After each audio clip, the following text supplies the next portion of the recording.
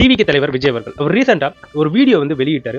So அந்த video பார்த்த பிறகு இப்போ சோசியல் மீடியாவில் ஒரு சில இந்த மீம்ஸ் எல்லாம் பார்க்க முடியுது. அந்த மீம்ஸ் என்னன்னா, விஜய் அவர்கள் இந்த வீடியோ வெளியிட்ட பிறகு நிறைய பேர் இந்த எஸ்ஐஆர் சம்பந்தப்பட்ட அந்த ஃபார்ம்ஸை ஃபில்அப் பண்ண போகக்கூடிய அந்த ஆன்லைன் சர்வர் வந்து இப்போ பயங்கர ரஷ் ஆகி ஸோ அந்த சர்வரே முடங்கி இருக்கு அப்படின்ட்டு ஏகப்பட்ட விஷயங்கள் இப்போ மீம்ஸா போட்டுட்டு இருக்காங்க. விஜய் அவர்கள் பேசி இருப்பதால அந்த மாதிரி நடந்ததுன்னு சொல்லிட்டு இருக்காங்க. ஆக்சுவலா அவர் எப்படி என்ன பேசியிருக்காரு, என்ன நடந்திருக்குன்னு பார்க்கும்போது, அதாவது இந்த வாக்குரிமை இருக்கு இல்லைங்களா, ஸோ அதை சம்மந்தப்படுத்தி சார் அப்படிங்கிற ஒரு சிறப்பு தீவிர திருத்தத்தை வந்து வாக்குரிமையில வந்து கொண்டு வர போறாங்க. இதற்கு வந்து டிவிக்கே முதலே அதற்கு வந்து எதிர்ப்புகளை வந்து தெரிவிச்சிருந்தாங்க. இப்போ கண்டன ஆர்ப்பாட்டங்களும் ஆங்காங்கே நடந்துகிட்டு இருக்கு. இப்போ ரீசெண்டா விஜய் அவர்கள் வந்து என்ன சொல்லியிருந்தாருன்னா, இந்த தமிழ்நாட்டில் 6,36,00,000 பேர் வந்து இருந்துகிட்டு இருக்காங்க. ஸோ நம்ம எல்லாருக்குமே வாக்குரிமை இருக்குன்னு பார்க்கும்போது நம்ம எல்லாருக்குமே இப்போ வரைக்கும் வாக்குரிமை இல்லைங்க. ஸோ இந்த சார் அப்படிங்கிற இந்த ஃபார்மை ஃபில் பண்ணிட்டு நம்ம வந்து அந்த பிஎல்ஓ கிட்ட கொடுத்தோம்னா, அதாவது பூத் லெவல் ஆஃப் ஆஃபீஸர் கிட்ட கொடுத்தோம்னா அவங்க கொண்டு போயிட்டு இந்திய தேர்தல் ஆணையம் கிட்ட வந்து அதை சப்மிட் பண்ணுவாங்க. இந்திய தேர்தல் ஆணையம் நம்ம அந்த சார் ஃபார்மை ஃபில் பண்ணி கொடுத்தோம் இல்லையா, அந்த சார் ஃபார்மை இவங்க கரெக்டா ஃபில் பண்ணியிருக்காங்களா, எந்தெந்த தகவல்கள் கரெக்டாக இருக்குன்னு ஏகப்பட்ட ஆய்வுகளை பண்ணி அதுக்கப்புறம் வாக்காளர்கள் ஓட் போடக்கூடிய அந்த லிஸ்ட்டை வந்து கொடுப்பாங்க. அதுல வந்து பேர் வராதவங்களுக்கு அந்த ப்ராசஸ் தனி அப்படின்ட்டு அவர் வந்து நிறைய விஷயத்தை வந்து பேசியிருந்தாரு.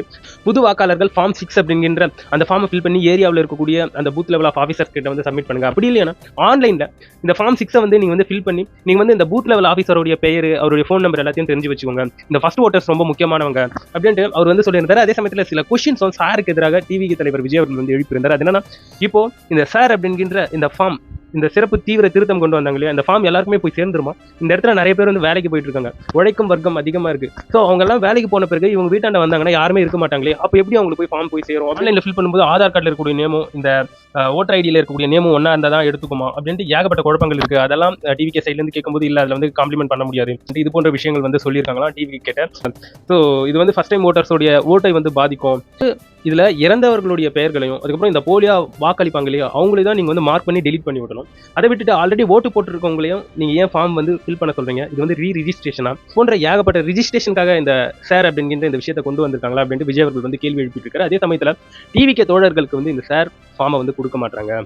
ஸோ அதுக்கு வந்து இப்போ இருக்கக்கூடிய ஆட்சியாளர்கள் தான் காரணம் அப்படின்ட்டு விஜய் அவர்கள் வந்து சொல்லிட்டு இருக்காங்க. அதே சமயத்தில் விர்ச்சுவல் வாரியர்ஸுக்கும் ஃபர்ஸ்ட் டைம் ஓட்டர்ஸுக்கும் எல்லாருக்கும் அவர் வந்து கொடுக்கக்கூடிய ஒரு கவன ஈர்ப்பு என்னன்னு பார்க்கும்போது, ஸோ பக்கத்தில் இருக்கக்கூடிய அக்கம் பக்கத்தில் இருக்கக்கூடிய அந்த நபர்களுக்கெல்லாம் ஹெல்ப் பண்ணுங்க, அந்த ஃபார்ம் எல்லாம் ஃபில் பண்ணி நீங்கள் வந்து கொடுங்க. ஸோ அப்படி முடியாத பட்சத்தில் இருக்கக்கூடிய நபர்கள் ஆன்லைனில் போயிட்டு அந்த ஃபார்மை வந்து ஃபில் பண்ணிக்கோங்க. அந்த டைமில் ஓடிபி வரும், பிஎல்எஸோடைய நேம் ஞாபகம் வச்சுக்கோங்க, அவங்களோட நம்பரை குறித்து வச்சுக்கோங்கன்ட்டு ஏகப்பட்ட விஷயங்கள் சொன்னது. இப்போ உண்மையாகவே ஸோ அந்த தளம், அந்த ஆன்லைன் தளம் வந்து பயங்கரமாக ரஷ் ஆகி கிடக்குது. ஸோ விஜய் அவர்களுடைய வீடியோவும் இப்போ பயங்கர வைரலாக போயிட்டு இருக்கு இணையத்தில். ஸோ இது போன்ற முக்கியமான விஷயங்களுக்கு விஜய் அவர்கள் பேசியிருக்கக்கூடிய இந்த வழிகாட்டு வீடியோ உண்மையாகவே வரவேற்கத்தக்கதாக டிவிக்கு வெர்ச்சுவல் வாரியர்ஸ் மத்தியிலையும் ஃபேன்ஸுக்கு மத்தியிலும் திகழ்துன்றதுல வந்து மாற்று கருத்தே கிடையாது. உங்களுடைய கருத்துக்கள் என்னவென்றது என்னுடைய கமெண்ட் செக்ஷனில் பதிவு பண்ணுங்க.